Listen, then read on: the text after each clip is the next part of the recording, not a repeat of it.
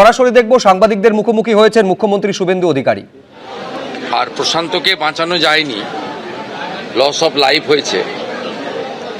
আমি প্রথম দিন থেকে এই বিষয়টা নজর রেখেছিলাম। জেলার পুলিশ সুপারের সঙ্গে ডিজিপির সঙ্গে আমার কথা হয়েছিল।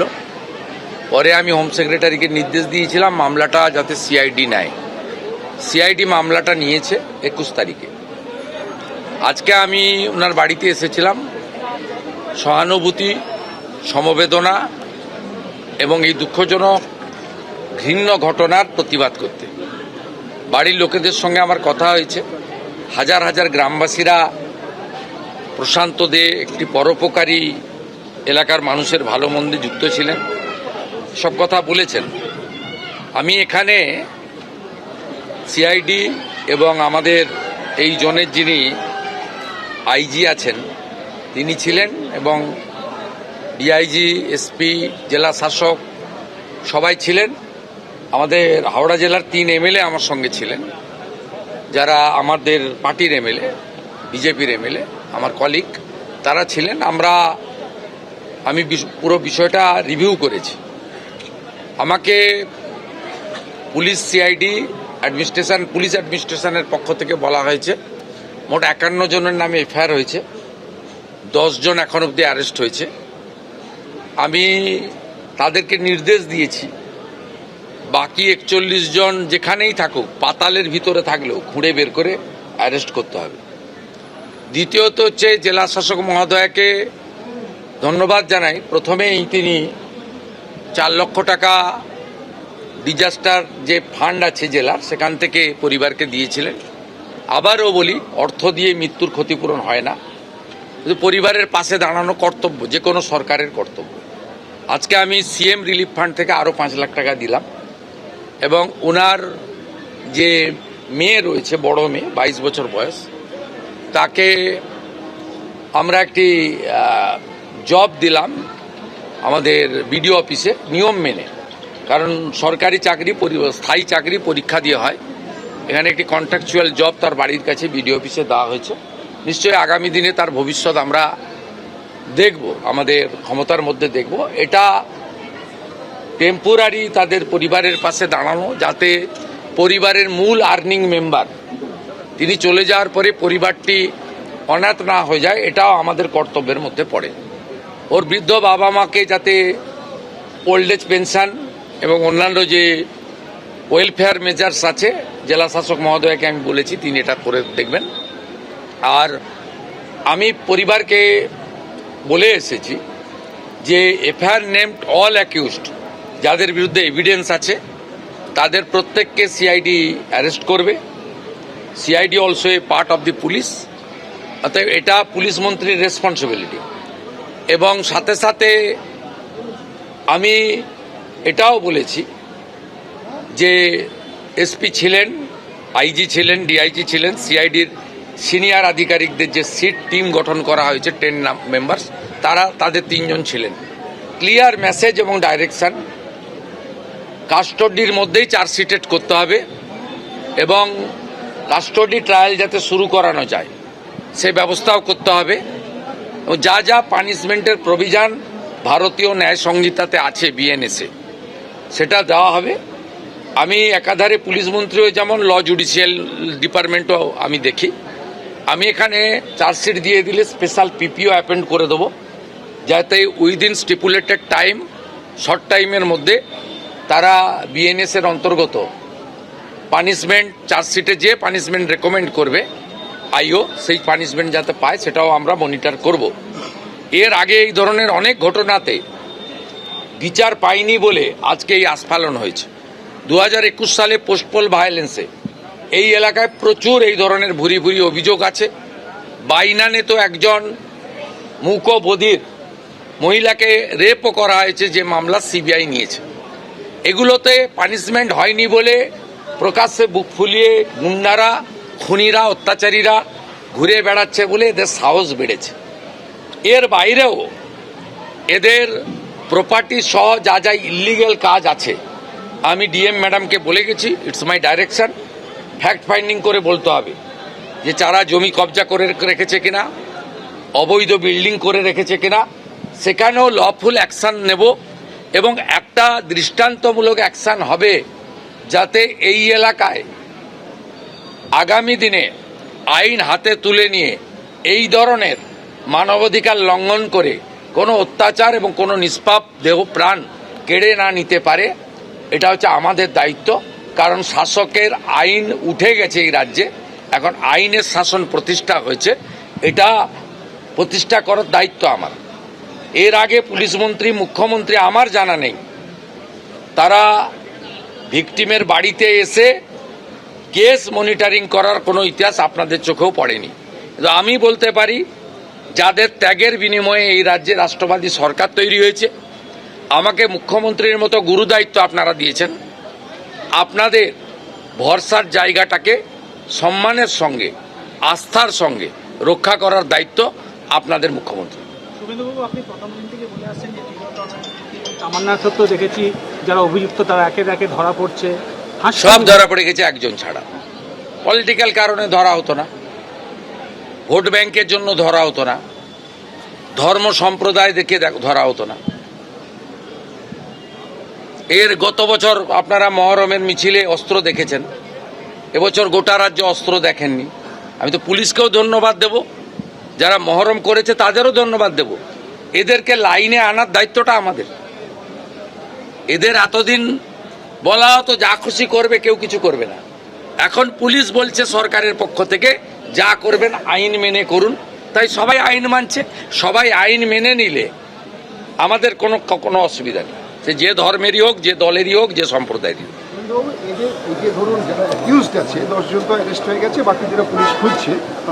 না, খুঁজে টুজের ব্যাপার নেই, পুলিশ হেল্প করবে। সিআইডিকে পরিষ্কার বলে গেছি, 41টাকে ধরতে হবে। তথাকথিত ফলতার পুষ্পাকে যদি এসটিএফ নেপালের বর্ডার থেকে তুলে আনতে পারে, তো এগুলো তো খুব ছোটখাটো বিষয়, সবকে তুলতে হবে। 51 বাকি সব হবে, আইনে সব আছে। আমি আইনের বাইরে কিচ্ছু করতে কাউকে বলবো না।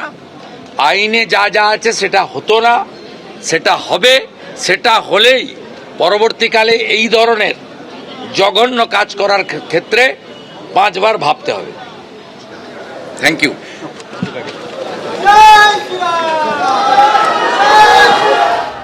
একেবারে যে ছবি আপনারা দেখছিলেন, বাগনানে যে ঘটনা ঘটেছিল 17ই জুন, এই বিজেপি কর্মী তাকে খুন করা হয় বলে অভিযোগ এবং 51 জনের নামে এফআইআর, 10 জনকে গ্রেফতার, 41 জনকে যেখান থেকে হোক গ্রেফতার করতে হবে, তদন্তভার সিআইডির হাতে দেওয়া হয়েছে।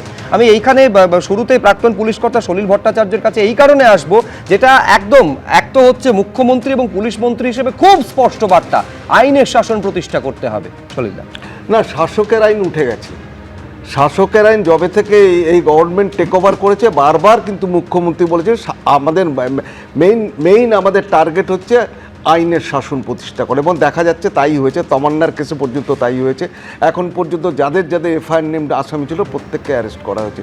এবং এই যে প্রশান্তদের কথা বলছি, এটা পোস্ট পোল ভায়োলেন্সের মধ্যে পড়েছে এবং নৃশংসভাবে মার্ডার করা হয়েছে। হ্যাঁ, তখন 4th মে রেজাল্ট বেরিয়েছে, 17 জুন এই ঘটনা ঘটেছে। পোস্ট পোল ভায়োলেন্সের মধ্যেই পড়ছে, একদম এ সম্পর্কে কোনো ডাউট নেই এরকম। সুতরাং তাকে যে নৃশংসভাবে মেরেছে এবং তার জন্য মাননীয় মুখ্যমন্ত্রী পরিষ্কার, উনি এত তদন্ত কোথা থেকে জানেন বুঝতে পারলাম না। বিএনএস এর কথা অনুযায়ী উনি বলছেন কাস্টোডিয়াল ট্রায়াল হবে, ঠিক তাই, একদম স্ট্যাচুটারি পিরিয়ডের মধ্যে কাস্টোডি ট্রায়াল হবে এবং কাস্টোডি ট্রায়াল করতে মনিটর করবে, স্পেশাল পিপি অ্যাপয়েন্ট হবে, সব কিছু হবে এবং স্টিপুলেটেড টাইমের মধ্যে ট্রায়ালে বিচারও বেরিয়ে যাবে। সুতরাং এটা মারাত্মক ব্যাপার। এই ঘটনা যদি না হয়, খালি একই ব্যাপার, মানে তপন দত্তর হত্যাকারী যেরকম এখনও ঘুরে বেড়াচ্ছে, এখনও বক্তৃতা দিয়ে যাচ্ছে, এখনও তৃণমূলের নাম ভাঙিয়ে ওই নিজে বাঁচার জন্য রয়েছে ওই দলে। সবাই জানে তপন দত্তর হত্যার পেছনে রয়েছে প্রাক্তন মন্ত্রী আমাদের অরূপ রায়, সবাই জানে। আজ পর্যন্ত সেই কেসের সুরা হলো না। সুতরাং দিনের পর দিন এটা যদি ঘটনা ঘটে যায়, এই মুখ্যমন্ত্রীর আমলে এখন পর্যন্ত আইনের শাসন প্রতিষ্ঠা করার যে একটা অবিরাম প্রচেষ্টা এবং আন্তরিক একটা ইচ্ছে, সেটা কিন্তু বারবার প্রত্যেকটা ঘটনাতে কিন্তু প্রতিফলিত হয়েছে। সুতরাং এই গভর্নমেন্ট একেবারে আইনের শাসন প্রতিষ্ঠা করার কথা যখন হচ্ছে, নিঃসন্দেহে 16 জনের প্রাণ চলে গিয়েছে যে ঘটনা। এই 4 দিন আগে আপনাদের সামনে রেখেছিলাম যে তারাতলায় যে ভয়াবহ গোডাউন বিপর্যয়ের ঘটনা ঘটেছে, সেই ঘটনা এবার সরাসরি গ্রেফতার করতে হবে প্রাক্তন মেয়রকে, এই দাবি তুলে থানায় নালিশ জানানো হয়েছে একেবারে সংগঠনের তরফ থেকে। তারাতলা গুদাম বিপর্যয়ে প্রাক্তন মেয়রের বিরুদ্ধে থানায় নালিশ জানানো হচ্ছে ভারতীয় জনতা মজদুর সেলের তরফে। আমি এইখানে দর্শকদের সামনে রাখবো এই ভারতীয় জনতা মজদুর সেলের দক্ষিণ কলকাতার যিনি সভাপতি, তিনি ঠিক কি অভিযোগ করছেন, কেন বলছেন যে প্রাক্তন মেয়র ফিরহাদ হাকিমকে গ্রেফতার করাটা প্রয়োজন। দেখুন, আমরা কমপ্লেনটা করলাম ফিরহাদ হাকিম, আনোয়ার খান আর শামস ইকবাল, যে কলকাতা পোর্টে যত ইনলিগাল কাজ হচ্ছে সব ইনলিগাল কাজ এনার দ্বারাই হতো। চিফ মিনিস্টার ও শুভেন্দু অধিকারীও বলেছে কি ববি হাকিমের সিগনেচার আছে, ওনার পারমিশন ছাড়া হয় না। এখন যদি দায় এড়ায়, ওই দায় এড়ানো যাবে না। এরা মেইন কালপিট, আর আনোয়ার খানকে আর ববি হাকিমকে আর শামস ইকবালকে অ্যারেস্ট করতে হবে। ওএসডি উনি তো সব থেকে বড় কালপিট। ববি হাকিমের যত কাজ, যত ইনলিগাল, যত কিছু সব ওনার কাছে অনেক তথ্য আছে। একদম ববি হাকিমকে গ্রেফতার করতে হবে, ওনার কাছে যাবতীয় তথ্য রয়েছে। এই দাবি যখন ভারতীয় জনতা মজদুর সেলের তরফে করা হচ্ছে, তখন বেলেঘাটার যিনি তৃণমূল বিধায়ক কুণাল ঘোষ, তিনি ডেডলাইন বেঁধে দিচ্ছেন। বেঁধে দিয়ে কি বলছেন দেখুন একবার। যদি আজ 5টার আগে অ্যারেস্ট হন ফিরহাদ হাকিম, তাহলে বুঝবো শুভেন্দু অধিকারী যা দেখিয়েছেন ঠিক করেছেন, সততার সঙ্গে দেখিয়েছেন। কিন্তু যদি দেখা যায় যে ফিরহাদ হাকিম অ্যারেস্ট হচ্ছেন না, মুখ্যমন্ত্রী কাগজ তুলছেন, এফআইআর হচ্ছে, আগাম জামিন হয়ে যাচ্ছে, এবং ওই দলবদলু গদ্দার বেঈমান বসে অন্য পুরপিতাদের ডেকে ডেকে এনে ফিরহাদ হাকিম বসাচ্ছেন, তাহলে ধরে নিতে হবে শুভেন্দু অধিকারী ফিরহাদ হাকিমের এই সইটাকে রাজনৈতিক চাপ হিসেবে ব্যবহার করছেন। সেটা আজকে সন্ধ্যেবেলা 5টার মধ্যে প্রমাণ হয়ে যাবে। যদি 5টার সময় দেখা যায় ফিরহাদ হাকিম ওখানে পুরপিতাদের নিয়ে গিয়েছেন, তাহলে এটা প্রমাণ হবে যে বিধানসভায় ওই সইটা তুলে মুখ্যমন্ত্রী তারাতলার মৃত শ্রমিকদের ন্যায় বিচার দিতে চাননি। তিনি শুধু ফিরহাদ হাকিমের উপর চাপ সৃষ্টি করেছেন, যাতে বাঁচতে গেলে তৃণমূলটার পিঠে ছুরি মারুন এবং বাকি কাউন্সিলরদেরকে ফোন করে করে নিয়ে আসুন। কোন কি হাতি করাতে গেছেন। আর যদি ফিরহাদ হাকিম অ্যারেস্ট হয়, তাহলে বলবো শুভেন্দু অধিকারী, মাননীয় মুখ্যমন্ত্রী, বিধানসভায় আপনি যতটা জোরের সঙ্গে তারাতলায় ন্যায় বিচারের কথা বলেছেন, আপনি সেই কথা আপনি রেখেছেন। ওফেলিয়া সিনহা, আমাদের মাননীয় মুখ্যমন্ত্রী শ্রী শুভেন্দু অধিকারী মহাশয় যা বলেছেন তা করে দেখাবেন, কারণ ওই যে আইনের শাসন বলবৎ আছে। আপনি এক্ষুনি যেটা শোনালেন তাতে কুণাল ঘোষ একটা কথা বলল, সেটা হচ্ছে দল বদলু। আসলে এরা দল বদলু না, দলের হাইজ্যাকার, দল হাইজ্যাকার। সবকিছু হাইজ্যাক, সবকিছু চুরি শিখিয়েছে তো সেই মমতা বন্দ্যোপাধ্যায়। একেবারে প্রতীক চুরি করে নিয়েছিলেন মমতা বন্দ্যোপাধ্যায়। আমি তো বলবো তার কাছ থেকেই শেখা। 1998 সালে আমাদের তাহলে ফিরে যেতে হবে, তখন তিনি একেবারে সেই সোমনাথ চৌধুরীর আঁকা জোড়াফুলি বলুন আর ঘাসফুলি বলুন, তাকে তো একেবারে হাইজ্যাক করে আমার মনে হলো আমি এঁকেছি, এক্ষুনি মহুয়া মৈত্র বলেছেন ওনার হাতে আঁকা। এরা সবাই মিথ্যার আশ্রয় নেয়, মিথ্যা কথা বলে, চুরি ডাকাতি এইসবে এরা বিশ্বাসী। নবান্ন নামটা পর্যন্ত হাইজ্যাক করেছেন, সেটাও কিন্তু দুর্গাপুরের একটা হোটেলের নাম ছিল, যাকে পরে নাম বদলাতে বাধ্য করা হয়েছে। বলা হয়েছে সিঙ্গুরে নবান্ন নামে একটা হোটেল আছে, এই বলে তিনি সেই নবান্ন নামটাকে তুলে নিয়ে একেবারে নবান্নের 14 তলায় গিয়ে বসলেন আর চুরির টাকা জমা করলেন। এখন ঘাসফুলি বলুন আর এই ফিরহাদ হাকিম বলুন, এরা সব এক। যে যাই হোক না কেন, যে যতটা অপরাধ করেছে তার ততটা শাস্তি অবশ্যই হবে, একেবারে শাস্তি হবে। আমি শুধু বলছি ডেডলাইন বেঁধে দিচ্ছেন যে গ্রেফতারি নিয়ে কার্যত কুণাল ঘোষ, কিন্তু আমি বলছি এই প্রশ্নটা তো উল্টো ভাবে আসবে দেবনারায়ণ দা। সেটা হচ্ছে তৃণমূল আমলে গত 15 বছর এরকম পরপর বিপর্যয়ের ছবি আমাদের দেখতে হয়েছে। পোস্তা উড়ালপুল থেকে শুরু করে গার্ডেন রিচ বা সাম্প্রতিককালে নাজিরাবাদ, নির্দিষ্ট সময়ের মধ্যে কতগুলো মাথা পর্যন্ত তৎকালীন মমতা বন্দ্যোপাধ্যায়ের পুলিশ পৌঁছতে পেরেছিল। আমি একটা মনে পড়ছে, মহাত্মা গান্ধী একটা কথা বলেছিল, be congruent, be authentic, be your true self. সর্বসম হও, বাস্তববাদী হও, নিজের কাছে সত্য হও। মুখ্যমন্ত্রীকে বলবো যে সত্যিকারে যেটা সেটা যেন করা হয়। আমি না না, আমরা সবাই সেটা চাইছি, কিন্তু আমি বলছি আজকে সরব হচ্ছেন কুণাল ঘোষ, ফিরহাদ হাকিম নিয়ে, এটাই কি একমাত্র কারণ যে বিদ্রোহী গোষ্ঠীতে শামিল হয়েছেন ফিরহাদ হাকিম? হ্যাঁ প্লিজ বলুন। আমার কথাটা বলতে আচ্ছা বলতে আমি যে কথাটা বলছি, হ্যাঁ বলুন। মুখ্যমন্ত্রী আজ প্রায় 2 মাস হলো মুখ্যমন্ত্রীর পিএ চন্দ্রনাথের রথের ব্যাপারে চুপ কেন? উনি তো বলছেন 17 তারিখেই ওনার আমলে আজকে হয়েছে, ঠিক আছে, সব কিছু ধরছেন, কিন্তু 4 তারিখে চন্দ্রনাথ রথ ওনার পিএ কি হলো সেটা চাপা পড়ে গেল।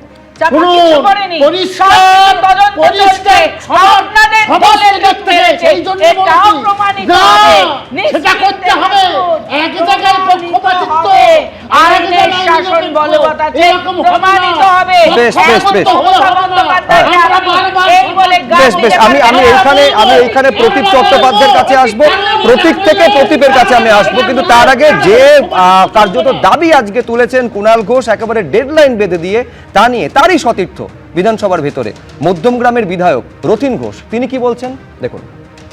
কুণালদাও তো আমাদের সাথেই আছে, কারণ বাবু হচ্ছে যে তৃণমূলের আমরা সবাই বিধায়ক। এবারে কুণালবাবু আলাদা করে কি দাবি করলেন ফিরহাদ হাকিমকে করতে হবে এবং করতে হবে, সেটা ওনার ব্যক্তিগত ব্যাপার।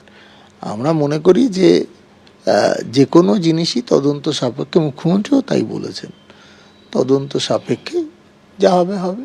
কিন্তু অ্যাকচুয়ালি মেয়ররা প্ল্যানে সই করেন না, ওই বডিতে সই করেন, মানে যেখানে সব প্ল্যান পাস হলো, অনুমোদিত হলো, সেই কমিটির মিটিংয়ে সই করা আছে দেখেছি, যা দেখালো আর কি।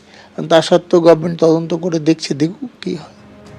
প্রদীপ চট্টোপাধ্যায়, বিকেল 5টায় হোক আর 5 দিন বাদে হোক, অ্যারেস্টটা যদি হয় তাহলে যদি নির্দিষ্ট আইনের পথে হয় তাতে কিছু বলার থাকে না, কিন্তু দ্য ফ্যাক্ট ইজ যেহেতু ফিরহাদ হাকিমের নামটা, এই যে একটা বড় নাম মুখ্যমন্ত্রী শ্রী শুভেন্দু অধিকারী সর্বসমক্ষে আনতে পারলেন বিধানসভায় দাঁড়িয়ে, এটাই তো যথেষ্ট।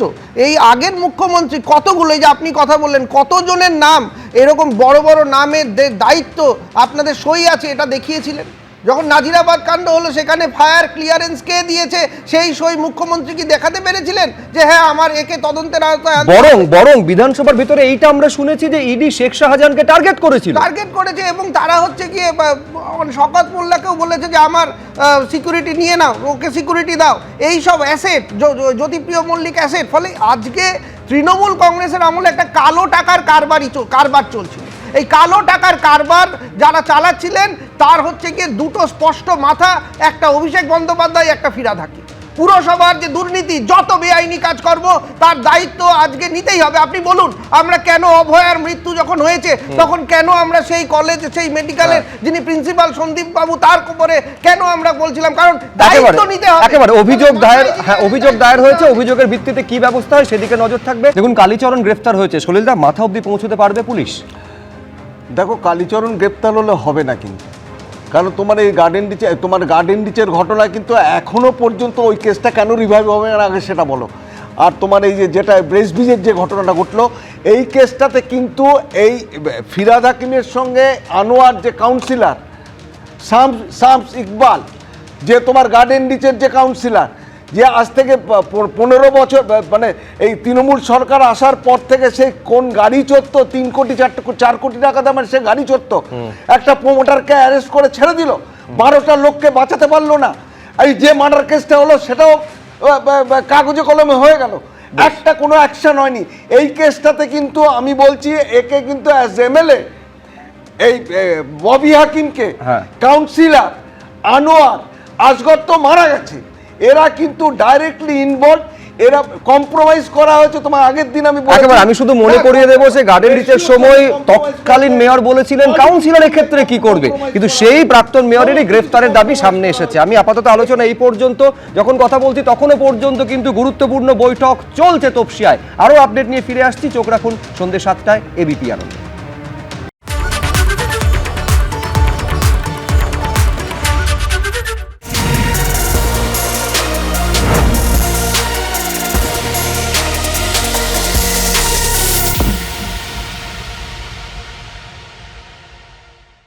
এবিপি আনন্দ, এগিয়ে থাকে, এগিয়ে রাখে।